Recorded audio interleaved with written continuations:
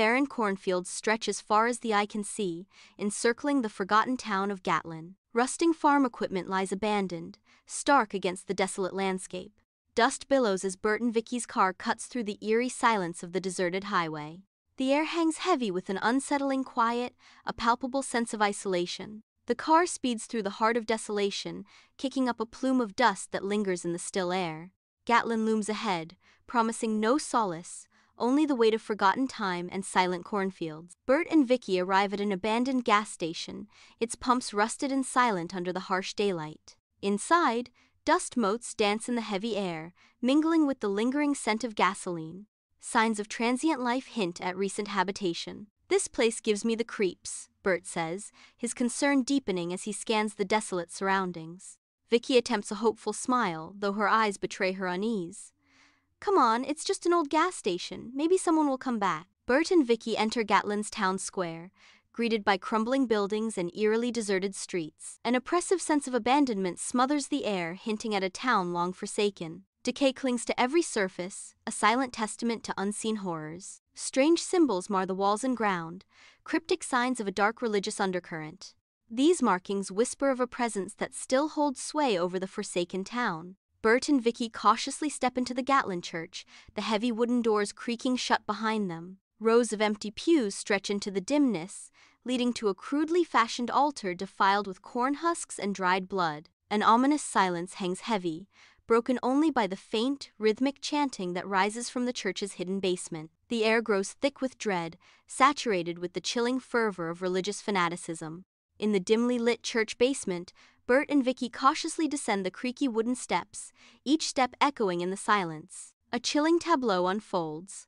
A circle of pale, unsmiling children, their stillness unnerving. At the forefront, Isaac's stern face radiates cold authority, while Malachi's presence emanates pure menace. The children turn in unison, their cold, unwavering eyes fixated on Burt and Vicky as Isaac declares, "Outsiders, sinners." Burt and Vicky explode from the church doors, their ragged breaths clouding the night, sheer terror twisting their features. Emerging from the shadows, Malachi leads a chilling procession of children, moonlight glinting off the scythes and pitchforks they wield. They plunge into the towering cornfields, a labyrinth of stalks swallowing them whole. The rustling corn whispers secrets and threats, amplifying their disorientation and fear.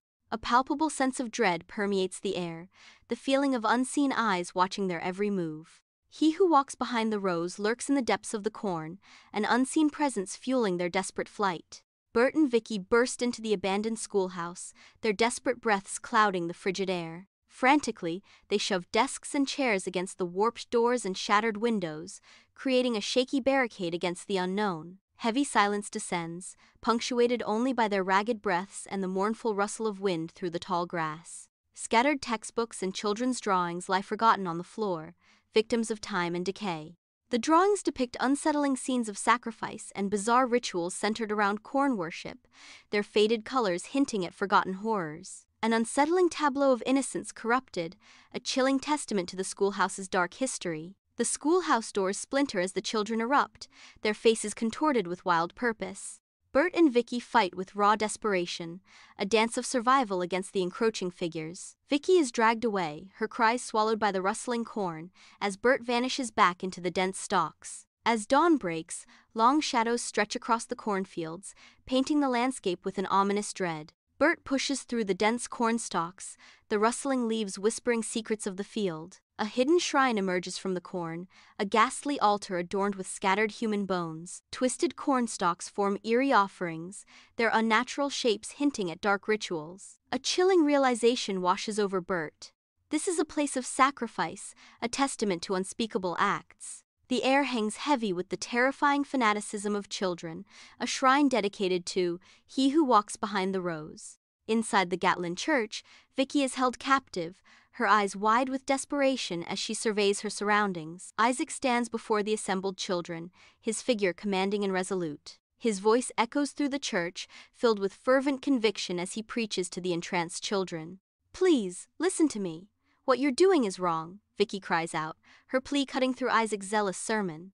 The children's faces remain impassive, their stares blank and unyielding, untouched by Vicky's desperate words. Isaac continues, stoking their religious zeal, preparing them for the arrival of He who walks behind the rows. In the heart of the endless cornfields, Burt and Malachi engage in a brutal, savage showdown. Their movements are raw and desperate, reflecting the twisted beliefs of the children against the adult world. Fueled by adrenaline and desperation, Burt fights with a primal intensity, his face contorted in fury. Burt overpowers Malachi, leaving him gasping for air amidst the towering stalks of corn. Victory comes at a cost, as Burt is left wounded and utterly exhausted, his clothes torn and stained with blood.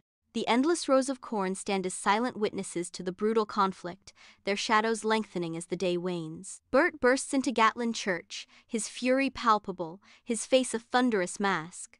Vicky is bound, prepared for sacrifice, a stark figure against the church's ancient stones. Isaac stands with unsettling calm, exuding an aura of dark authority as Burt confronts him.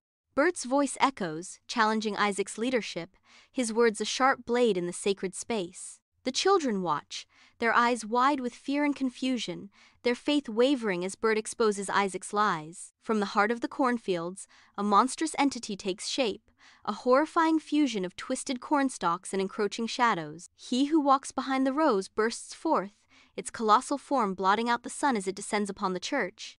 The ancient church groans under the assault as the entity's shadow engulfs it, its once sacred walls beginning to crack and crumble. Windows shatter like fragile dreams, and the bell tower tilts precariously, its mournful groan echoing through the fields. Screams of pure terror rip through the air as the children, their naive faith shattered, scatter before the horrifying deity they have unwittingly worshipped. Their faces etched with fear, the children flee, the monstrous entity a dark testament to the corruption of innocence. Inside Gatlin Church, Burt and Vicky strain against the altar, their faces etched with grim resolve. Dust and debris cascade around them as they dismantle the unholy structure, severing a dark connection. A guttural shriek tears through the church, signaling the weakening of an unseen entity. The entity retreats into the cornfields, its power diminished, leaving behind an eerie silence. The children stare blankly, their eyes wide with disillusionment and the lingering trauma of their ordeal. Burt and Vicky drive away from Gatlin,